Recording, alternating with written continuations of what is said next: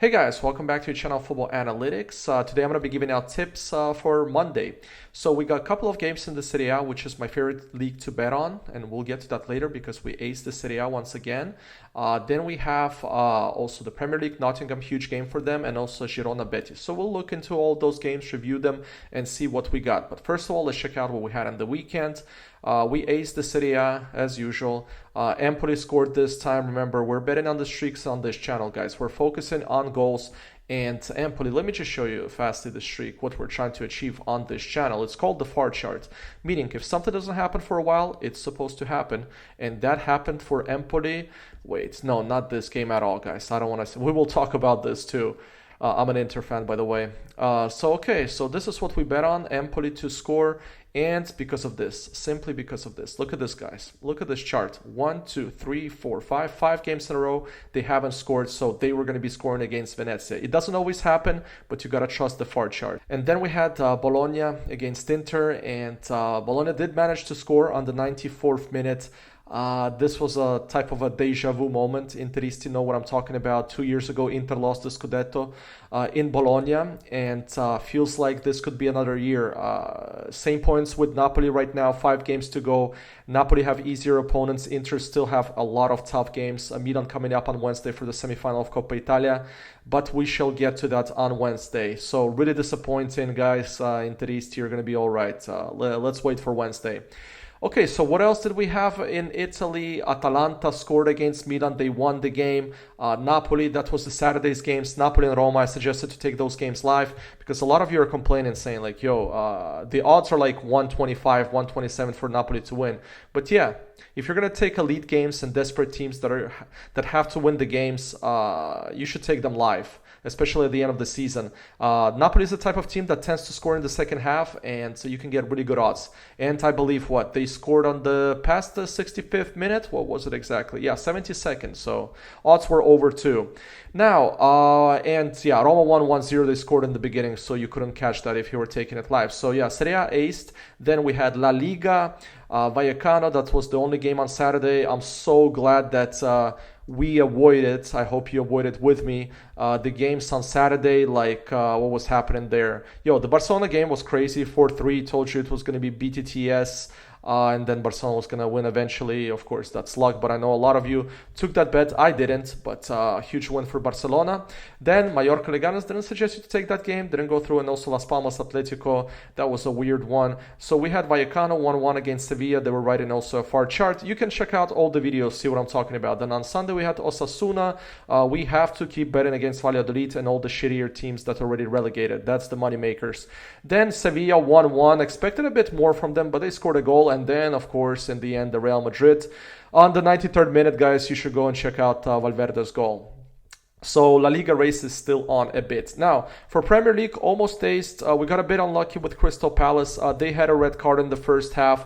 Otherwise, Brentford did his job. Man City right in the end. That's also a game to take live. West Ham ended up drawing, but they scored a goal. That's why you don't take wins in general, outcomes of games, because that's what happens. Also, on Sunday, we had Chelsea. Right in the end, they scored 2 goals. Wolves beat Man United. We predicted all of that, and I told you Liverpool, if there's an opportunity past the 65th minute, 70 to take it, Liverpool was going to be scoring, and they did so. So besides the Crystal Palace, we aced it. And the French league we had a bit of turbulence. So we had Le Havre. We went with the underdog against PSG. They did manage to score. Then we had Monaco. That was the one that I was really disappointed about. They scored in the first half. They canceled the goal. But that was a weird game because Strasbourg doesn't concede much. And let me show you the streak that they're still on. It's insane, guys. Let's go to Strasbourg. Wait, can we go straight? No, 1 second. Let's go to results. Okay, so let me show you the Strasbourg streak that they're riding. That was the thinking behind the bet because, even if we lose the bet at times, we got to look what to take next. So look at this.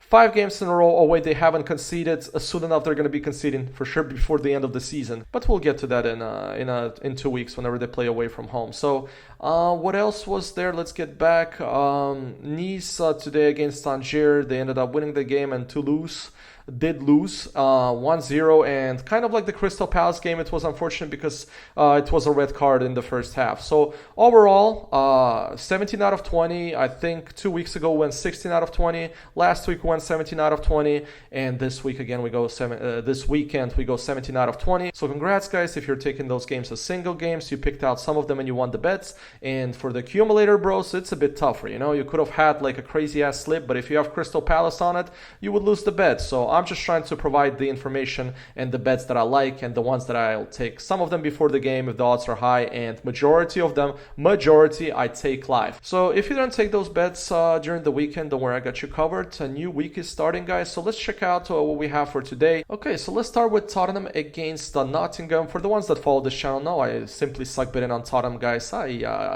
I lost like 2-3 bets last time on Tottenham, but I'm going to get back to it, guys, because I like the VAR chart here. Who doesn't love the VAR chart?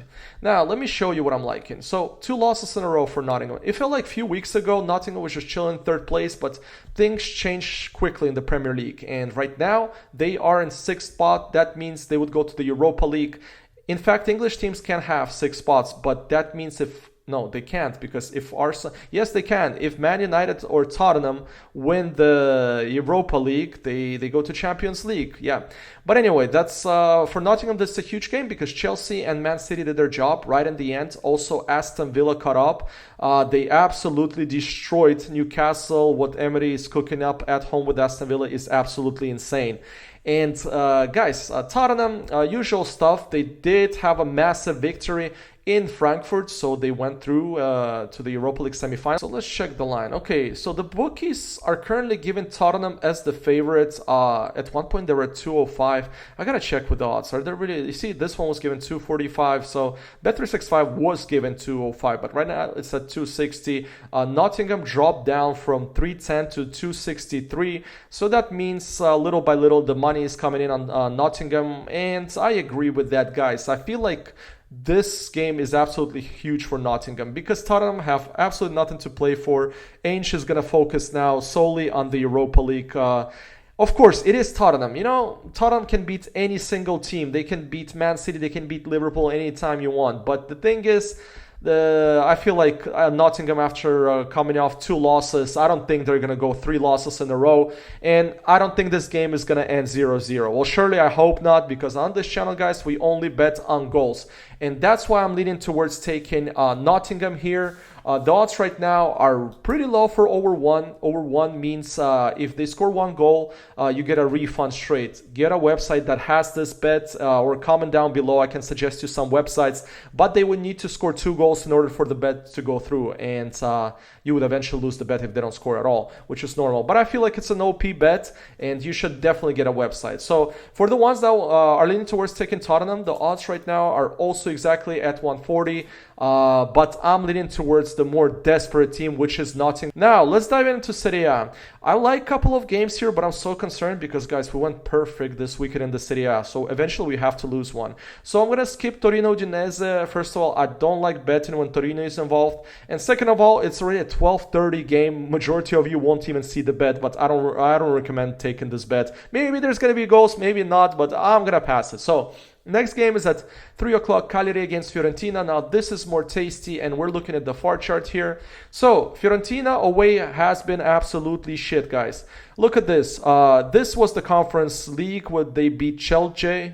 And besides that, guys, look at this. In the Serie A, they had a draw against Milan. They were leading that game 2-0. Then Milan came back 2-2, and they lost 3 games in a row away. So it feels like, okay, look, at the table, they're still right there to fight for the Conference League. Only 4 points away from Roma with a game in hand. So they would be one if they won this game. But Cagliari is a really tricky team. Also at home, look at this. They're only 5 points away from the relegation zone, which is quite a lot in Italy. These teams like Venezia and Empoli are not going to do much. But the thing is, Fiorentina can't score shit ton of goals. just in general. And I feel like they've been playing a lot of low-scoring games. They didn't score against Parma last game, so that makes me think Fiorentina is going to score in this game. So I don't honestly care about any of the results. We're just trying to figure out if a team is going to score or not. Now, the odds, of course, on Cagliari over 1 is at 190 if you're leaning towards taking them. And Fiorentina is also not bad. For over 1 option, it's at 162. I believe if this game goes in the second half, even if it's 0-0, I do believe Fiorentina will try to push and score a goal, just like a lot of Serie A games happened this week like that. Napoli hasn't been prime example. And also Bologna. Bologna actually pushed to win against Inter, and that's why Inter lost. It was really embarrassing. Everything is turning up in the wrong way for Inter at the most important part of the season, and we still have to face Milan on Wednesday. Then I think we have Roma on the weekend, and then we have Barcelona. So we're still in fight for all the 3 cups, but it feels like we're not going to win shit. But anyway, back to this game, guys. Fiorentina would be the one I'm suggesting here. Over 1 option at 162, and I do believe they're going to score. And the odds here to win, of course, are tastier, but outcomes, as you've seen yourself this weekend, are not the way to go, so stick to goals.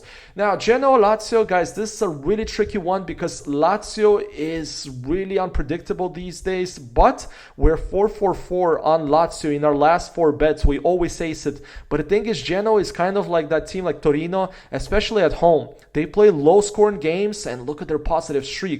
They've only conceded 2 goals in the last, 6 games in the Serie A. Vieira is doing an absolutely fantastic job at Genoa.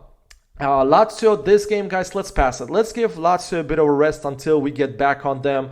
Again, a tricky game when it comes to Genoa at home. Now, Parma Juve, another thing. So, Juventus got a new coach, Ivan Juric. I think he got the 2 wins and 1 draw. Was it with Juric already, the Genoa win? Yeah, right, because Motta got fired when it was Fiorentina. So far, 2 wins, 1 draw.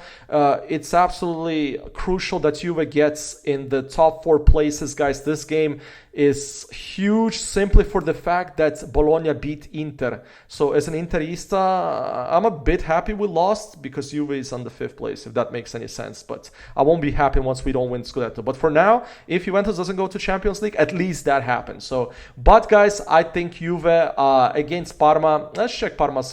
This is the game that we really choked the Scudetto, guys. 2-2. We had a 2-0 lead, and then Parma came back to 2-2. That was the one, not Bologna. Bologna is too good.